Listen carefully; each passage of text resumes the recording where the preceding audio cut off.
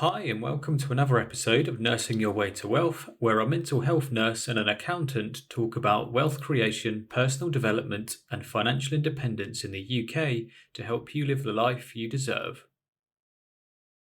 So, our topic for today is housing, or accommodation, or shelter. And we're going to talk about whether we feel it's better to rent or to buy, pitfalls of each, benefits of each, and really just have a bit of a conversation around the way the market is currently. So, which is, we're recording this in January 2024. And we're going to look at our own experiences as well, because Alex and I both have experience of both renting and buying houses. So we'll add that a bit into the mix as well. We'll talk a little bit of emotions and psychology as well. And we'll think about really what we can do to help give people a better understanding between renting and buying houses. Yeah, and hi everyone. And I think probably as a good starter for the episode, I can just talk through maybe my experience with houses. And yeah, Alex, it'd be great to hear yours, and then we can have a chat about the good and the bad.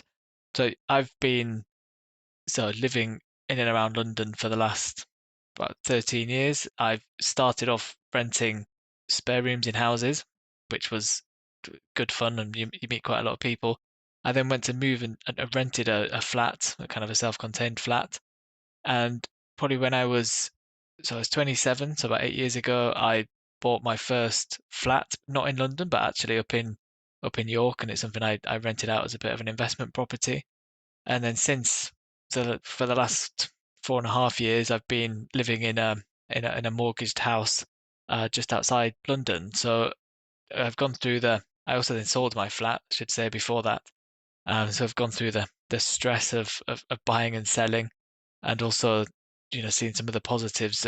For me, I guess the main thing I like from the having owning a house is the kind of the forced saving mechanism. So you know that you're putting money away every month, and for an amount which is probably equivalent to, if not, slightly lower than rental.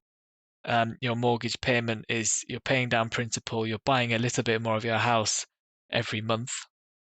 And I like that feeling that I'm kind of making financial progress whilst enjoying and living in a house. So for me, that's the main reason. I see it from quite a financial standpoint of, would I prefer to be buying and owning my house over time rather than paying somebody else's mortgage for them. So I don't know what your experience is like, Alex, and if you've got similar feelings for rental versus buying. Well, I think things like this can be a double-edged sword, and it depends on really your viewpoint of where you're looking at it from, the lens you're looking at it from, your past experiences, and really whether you aspire to own a house. I mean, for some reason in the UK we have this obsession with buying and owning property, and it's seen as a bit of a rite of passage, and it's almost, we're a little bit of an anomaly, the UK population, because a lot of European countries don't ever buy houses. They just rent them for life. I'm thinking like Germany here, so others there as well. So I think it's something that, for some reason, I think Brits or UK people get a lot of perhaps stability from buying a house. People feel like they've made it in life if they've bought a house, and then you have this, as your family expands, perhaps you need more space, you want more space, you earn more money, you feel like you should have a different kind of house, so you pack all your things, move wherever you're going to move to. But I feel like one of the best bits about owning a house is it's yours, and nobody can come and take it away from you apart from the bank, unless if you don't pay your mortgage. But at the same time, it's a real hassle and effort to up sticks and relocate, and it takes months and months, and there's significant costs involved. Whereas if you're renting and you decide, actually, I want to move from outside London to Wales or Scotland or Cornwall or whatever, you can just give your landlord whatever notice you need, pack all your things and go. You don't have conveyancing, surveys, the hassle of estate agents, etc., packing all your stuff and moving your life somewhere else. It's really an uprooting thing. So I would really think that, I mean, I've moved house a couple of times in my life, and each time it's been really stressful. So I would want to simplify that as much as I can. And there's an argument there for renting, that it would give you that flexibility as opposed to buying a house. But then, as you say, Alex, buying a house is a bit of a forced saving aspect, because every month you're paying some of your mortgage, you pay some of the capital and a bit of interest, and you buy. I like to imagine I'm buying bricks of my house every month, which keeps me motivated to continue working. And then as that money stacks, you can then sell your property. But I think it comes as really as part of your life plan. Where do you want to live? If you're going to live somewhere for a long time and you're absolutely sure of that, then I would say, yeah, work towards buying a house. If you want to be a bit more free and move around regularly in and out the country, up and down the country, or what have you, there's an argument there for renting. And I think certain people find themselves drawn to one or the other. Obviously, you have to have the financial means. And within the last, I'll say, 20 years or so, the property prices in England have gone a bit mental. And that, coming from me, is quite a thing. So I think it's something that certainly a lot of people aspire to. I mean, Alex, is it something that when you were kind of growing up, teenager kind of area, before you moved to uni, did you have your sights set on, I must own a house at all costs, or is it something you've made a decision on later? Yeah, it's an interesting question, and so we're similar ages, and I imagine our parents have gone through the same kind of baby boom kind of benefits with having property. So my parents have moved several times, each time having a kind of bigger house, doing better financially. And I think certainly for that generation, that the property price like, average returns were ginormous compared to like the historical average. So I was in an environment growing up where it was almost a no-brainer that you should be buying a house. I think what is proving a lot more difficult for kind of our generation is that, as you just mentioned, the property prices are just insane in some places. And from what was an average of, say, like, I think three times your salary was or three times the average salary was a house price back in the kind of 70s and 80s to easily being seven, eight, nine times the average wage somewhere. It's proven so much more difficult. I think for me personally, I'd always wanted to buy, but I wouldn't say I was ever in a huge rush. I think what was important for me is I didn't want all of my net worth tied up in a house. And so I was quite careful of not overstretching myself financially to buy a house or flat to buy a property. And I think sometimes there's a risk of people absolutely maxing out to try and buy the most house that you can. But then what you end up with is a lot of your money is then just tied up in one place. And that was something I was really conscious of not wanting to do. Yeah, I don't know what your thoughts are if you had a similar thing. I did. I mean, you can be very asset or house rich and cash poor, which means you're worth an awful lot on paper because you own a building in a particularly, well, no, salubrious area of the country, or an area where prices have gone a bit crazy. But you need the cash flow to then maintain that as well.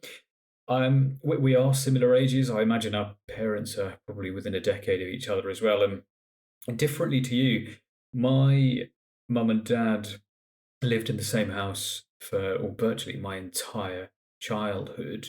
They moved to what was my childhood house when I was certainly less than 6 months old, and they didn't. I think my mum and dad, they sold it when I was 28 or something like that, something a bit like kind of a long, long time. So I didn't have any uprooting, moving houses, moving schools, anything like that. It was very, very stable actually, and I probably haven't thanked them enough for that stability. But it's I didn't see the buy one house, chop it in for another one, use some equity, buy a next house, etc. It was very much just one house. Um, and then you just live in it for a long, long time. And I think that's impacted my thinking, because where I live now with my wife, I would like, if we can, I'd like to move house and only do it once. So I'm very much into just buying what I would consider to be our forever home. Doesn't need to be any bigger, I don't think, than the space we have now, but I would just like a bigger garden and some extra outdoor space. Really is the main factor, especially living in the southeast. And you're right. I think a lot of people do.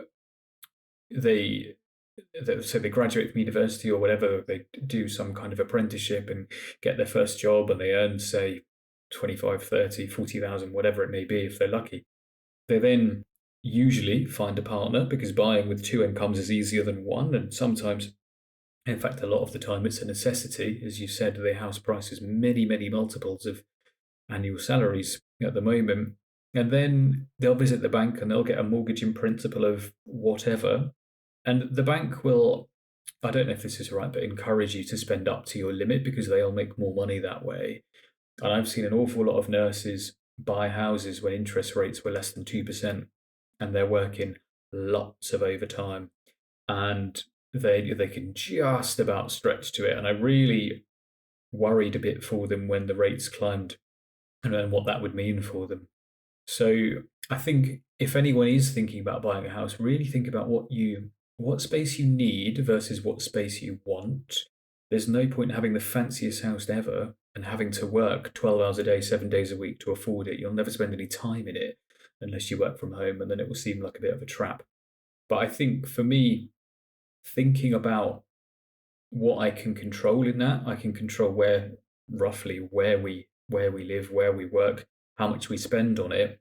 And a lot of people, I think, buy too much house, and they end up then working monumentally hard, which we know is not good for physical or mental health, and they work that hard for a really long time.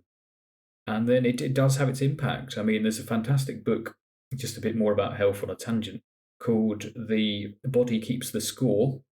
And I can't remember the name of the author. It's Van der Bessel, I think.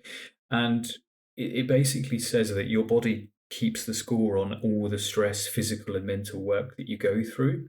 So that's something I've read it recently, so I'm really mindful of that before I sign myself up to a 20 or 30-year mortgage at a ridiculous rate, meaning I'll have to work all hours of every day.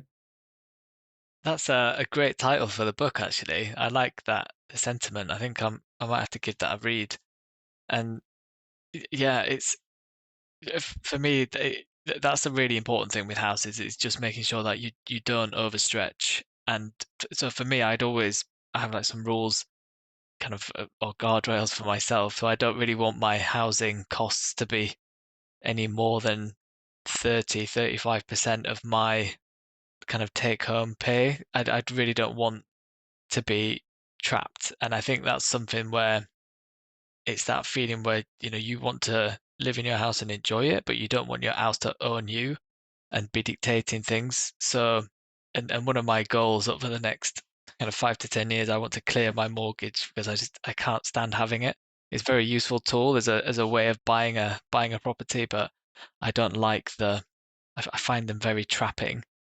And I was just going to say as well, just on the topic of on renting, for me, I think renting can be super useful if you're really not sure about where you want to be putting down roots. I think renting is just such a brilliant way of trying out new neighborhoods and even renting on a short-term thing. So if you were looking to buy a house, spend hundreds of thousands of pounds on a house, and you're looking at a couple of different neighborhoods perhaps that you're maybe not too familiar with, you don't necessarily have to go and rent in the traditional way of getting a landlord, but you could maybe get something off on Airbnb for a month or kind of short-term lets just to really do the work commutes, see what it's really like at weekends and kind of absorb yourself, because then even though that might be an upfront cost, if you think you're then doing the real due diligence on buying a house, if that's your plan, you're then knowing that you've got as much information as possible to buy a house, and you know exactly what that area is like before you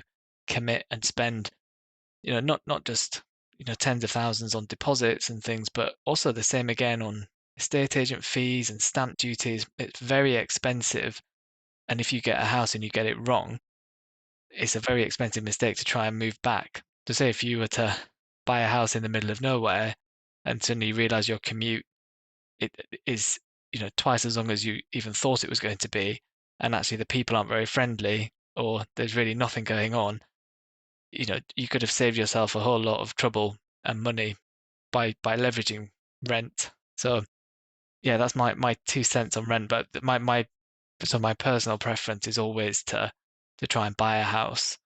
But yeah, that's kind of my thoughts on that. Is the housing the preference for a house? Is it a stability thing? I mean, I know everything's biased towards negative news, and landlords often get a bad rap. Sometimes rightly so, but sometimes they get tarred with the same brush as one bad one.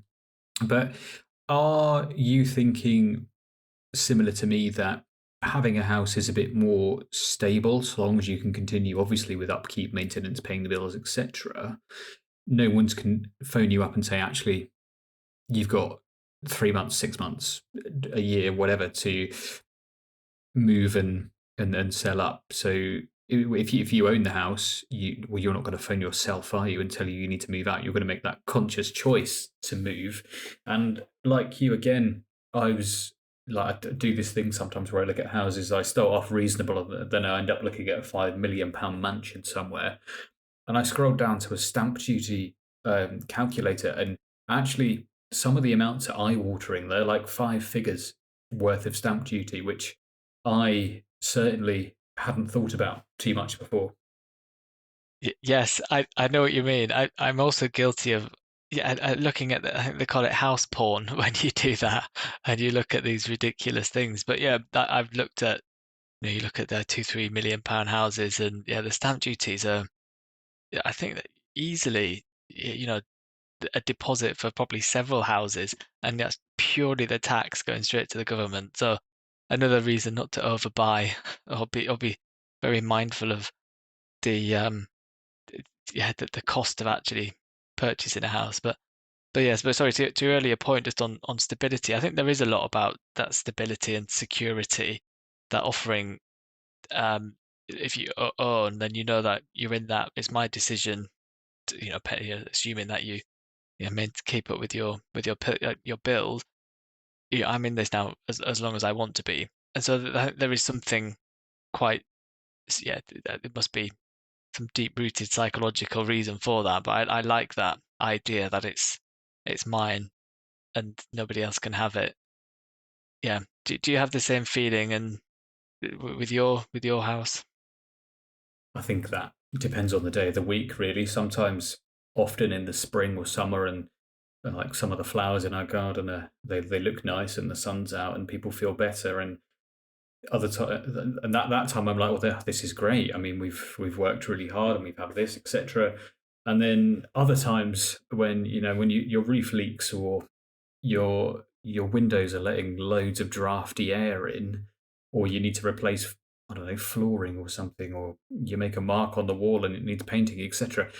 That's then up to you in the occupants of the house to resolve. And I know there are obviously house insurances and other insurances to protect things like that, but you're very much on the hook for those things. It's not just a phone call or process with a letting agent or whatever to get these things fixed. It's if you can't afford to fix it, you then have to go without whatever it may be. I mean, I know when my wife and I, we first kind of moved in, she had the house before me, and then I moved in a bit later. That our windows here were awful, and they were letting in so much cold air. We were burning so much heating through heating bills to try and keep the place warm, and most of that heat was just going out of the house through the windows, and we were cold for a long time. And then we saved really hard. We did Airbnb for a couple of years to put away money to buy new double glazed windows, and the difference that has made is unbelievable. And yes, it's very easy for me to say, like, just buy double glazing, and it was, I think, many thousands of pounds. I think 5,000 for 10 windows in 2018. But that doesn't come without sacrifice. We rented our rooms for probably 2 years, and we had numerous people staying here with us at all types of not types, but time of the year, and it really disrupts a bit of your life. But we figured it would be worth doing. Now I can think back on it and think actually it's worth doing. Our house is much warmer. But then I've not remembered all the cleaning and the laundry and the meeting and greeting people at 11 p.m. because they got off the bus or the train too late. And there was a huge element of sacrifice there. So it's something I think I look back on with rose tinted glasses. I'm also very aware that we're very fortunate to own a house, incredibly fortunate, because I've rented a flat on my own for a bit before I met my wife, and it was a very different landscape to where we're at now. And I think if you are renting and you're stuck in this renting cycle and most of your money's going out of the door on rent, and you can't afford to save for a house deposit without some sort of miracle, you can be your own miracle. I ended up doubling my salary by training into nursing. I was again fortunate that the course at the time I did it was I got a bursary from the government and I didn't have any student loans from it. But those are all still available for a lot of health things. But use the time that you have instead of lamenting the situation. Use it and see how you can turn it into a positive. What can you do to increase your income? And with the advent of the internet, you can learn pretty much anything at any point in time. You can take any sort of online course. I mean, Alex, is accountancy something you can do at Open University, or is it certainly something you have to turn up to a uni and do? Yeah, so with accounting, you can do I think they do offer the courses through, I don't know about the Open University, but there's certainly accountancy training. So there's a couple of kind of feeder courses, which you might see something called the AAT, or I think it's the Association of Accounting Technicians. That's kind of an entry level into like the chartered accountancy. So certainly like that AAT you can do and in your spare time through Open University and other colleges. If you then, and that is good at, as a recognized qualification, it is then a feeder into chartered accountancy, and then you would then need to ideally have an employer sponsor you to do any chartered accounting qualifications. And the reason for that is it takes 3 years, and it's a combination of exams and experience. So you have to kind of sign off. You have to get people signing off logbooks and making sure that you've done the work that an accountant is expected to do. But it's certainly that kind of entry into it is something that can be done in your spare time. And I think similarly for law as well, there's kind of law conversion courses which you can do. The tricky bit, as probably all of the kind of professional qualifications, it's like once you have it, it's being able to find employers and to be able to sponsor you, to give you the experience in order for you to qualify. So it's a bit of a chicken and egg situation when it comes to that. But I really like your sentiment earlier, just on like not lamenting the situation with house with buying houses. I think unfortunately the situation isn't going to change. Certainly in the long term, it's still going to be stupendously expensive to buy property. But I guess there's a couple of ways that you can try and get something slightly cheaper. And one way is trying to find something that needs quite a bit of DIY doing to it. So you probably don't want to find houses that need structural work if their walls are wonky or the roof's about to fall in. But certainly where it's cosmetic, so paint, it just needs a bit of TLC, painting the walls, maybe installing new bathroom furniture and kitchens, things like that. It is a lot of work, but it means that you can buy property that you may not otherwise be able to afford if it was to have been done up. So yeah, I like the idea of trying to boost your income, but also recognizing the situation and trying to maybe look at different ways of buying houses. I think that's again a pertinent point, and I've just a quick fun thing. I've just looked up the Open University accountancy course, and there is one listed there that it's called BSc Honours in Accounting and Finance, and it's just my best guess at what you've studied, and it gives the full kind of costing out for it as well. So I would think an employer would be helpful as a sponsor because as of today's date, it costs £20,772 total for the 3 years. But in one of the entry requirements, it says there are no formal entry requirements for the qualification. And then I quote, however, a basic understanding of mathematical operations such as addition, subtraction, multiplication, and division would be helpful. And I just find that very, very funny when you go into accountancy and that's something that you don't or can't have, which I would imagine all accountants should have that in their wheelhouse 100%, because in my naive understanding of accountancy is that's basically it. Yeah, that's it. Yeah, and learn to use Excel. But if there's any listeners that interested in looking at accountancy as a career, then I'm happy to have a chat or even do an episode on something. If you want to send any questions, I can happy to field some of those and what it's like doing accountancy, like professional qualifications. So yeah, offers open there.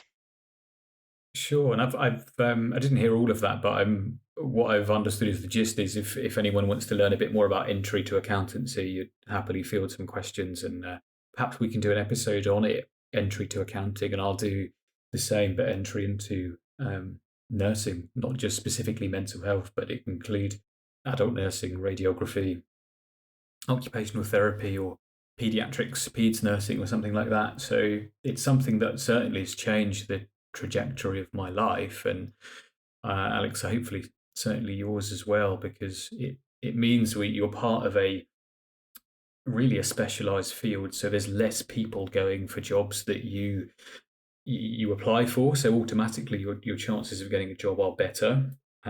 Thinking about the general nursing field demographic as it is at the moment, people are crying out for nurses, so finding work is not difficult. I mean, there used to be a time when I didn't have a job and a full-time one, and I just worked agency shifts, and I would just plan them day by day, and I could fill a week worth of shifts on a Sunday evening. So that's sadly not the case anymore, and some of the salaries have come down, but they're still there if you look hard enough and you are prepared to work in places where most people don't wish to. So yeah, I think Alex, that would be a valuable thing actually, because we can talk about how we made those decisions, how we arrived at that, and actually whether you or I regret those decisions, because I mean, I don't think I do right now, but you only know the one side of the story. It's like picking houses. If you've got two close options, you pick house A over house B, and house A turns out to be brilliant or a nightmare. You're always going to wonder, well, what if I picked house B? But again, you never know. They both could be brilliant. They both could be nightmares. Who knows? And just back on your point of perhaps buy a house to do up. I mean, our house has a particular name, which is reference to its state when we bought it, and it was really it needed so much work, and we're talking structural repairs here. We're talking floors, bathrooms, walls, all sorts of stuff.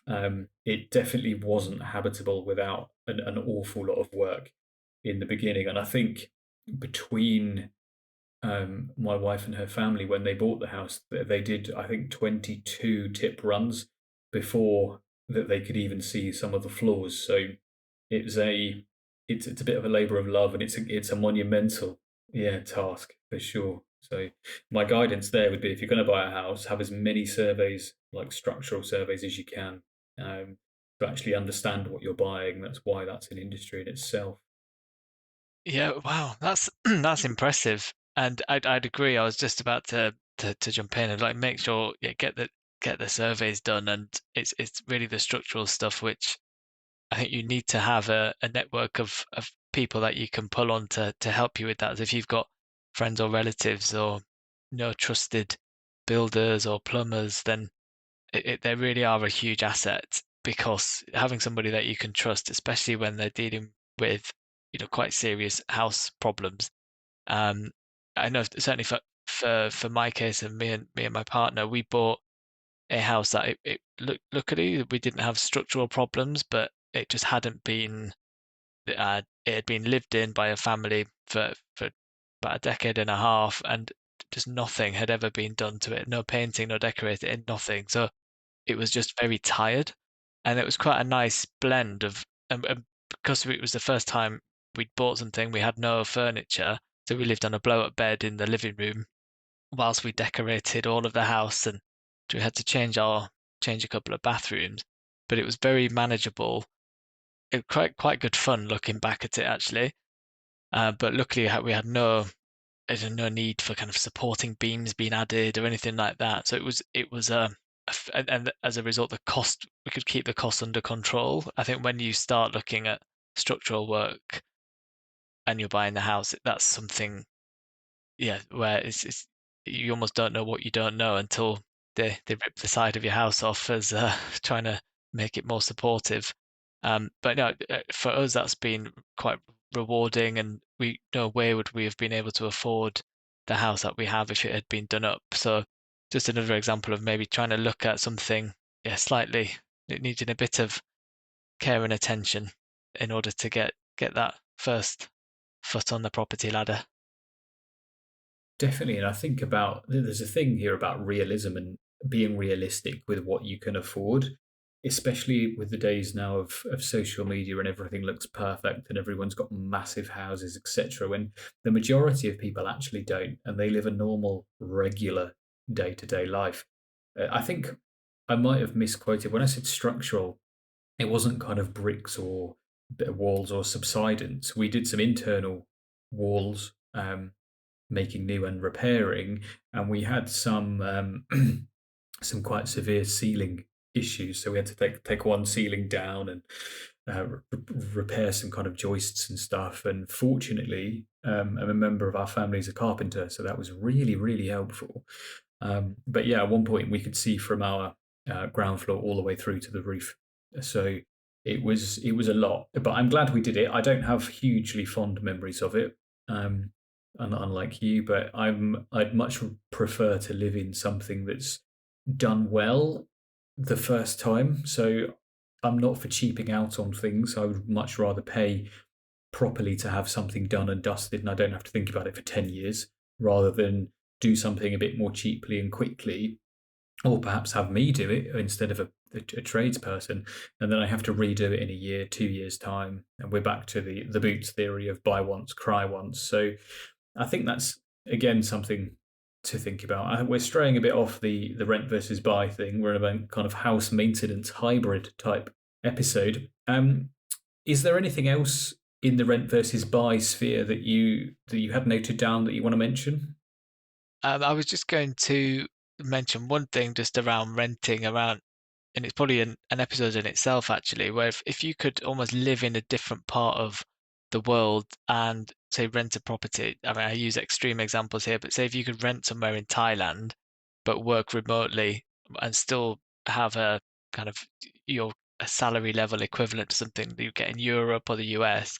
Um, I've seen that being done to quite great effect. So if you become a bit of a digital nomad in a way, and then go and rent somewhere. We had one of our lodgers. We rent out one of our rooms. He was a golf coach, and he could work from anywhere as long as he could have his golf clubs with him and a computer screen. He would do coaching online, and he went traveling, I think, across Asia, and so he would be renting places and then doing his golf work from there. So I thought it was quite an inspiring inspiring way to look at something. But that could be a fairly extreme example, but something where, you know, if you can use like geo arbitrage to and use rent, then you're not tied to one place in particular, but you can access some opportunities like that from a way of trying to maximize your income and your net income. But yeah, that was kind of where the only other thing I had down on my notepad. How about you, Alex? Was there anything else from you? No, not from me. And that's just an interesting image, actually, to see someone carrying a bag full of golf clubs across like Asia, Southern Asia. I don't know if they play golf out there. I have no idea, but I just find the image of someone sitting on a bus or a train next to a bag of golf clubs quite funny. And I just that really highlights what can be done with certain situations. And a lot of people feel like they can't do things because whatever number of reasons get in the way. And what I think both of us, and jump in if you think I'm wrong here, but what I would suggest people do with that is that they test these things. You can try staying somewhere in an Airbnb, and try a new business from there. You can, like you say, you can take your golf clubs with you to Asia, and you can have some form of online coaching from that. There will be something in this world that you're good enough at that people will pay you for. And it's really having a bit of that self-confidence, perhaps needing a bit of a push in the right direction. So if you are thinking of something that you have always wanted to do, or something that you think might have some business legs to grow, have permission from us to do it. Try it, see how it goes. Don't be afraid to take the first step in. I mean, you'll either get it right or you'll learn. There is no lose in this situation. So have a think about these things. Garner a bit of confidence, take a bit from us, and just really try. You never know; it could end up ultimately changing your life. And I've made some questionable decisions in my life. I mean, one of my decisions I've made was to flip a coin whether to go to university or not, and then pull some courses in universities out of a hat. And here I am. I'm in a happy place right now, which is great. And I have more things than I ever thought I would. I mean, not material things, but I live here with my wife and a dog, and we had some chickens until recently. So those are all good things based off what I thought was chance. But what the chance game did at that point is give me the confidence to do it.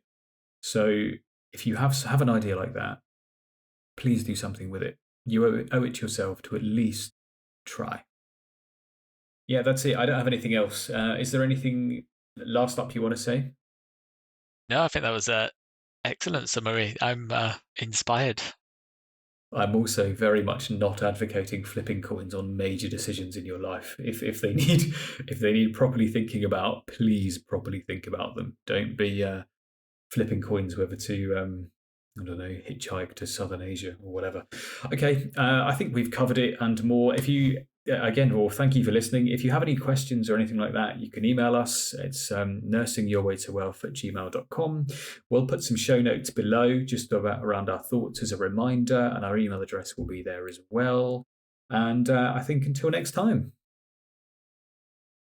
None of what we discuss on the show is to be considered financial or health advice, and we recommend you always do your own research or consult an independent financial advisor or a doctor when making your financial or health decisions.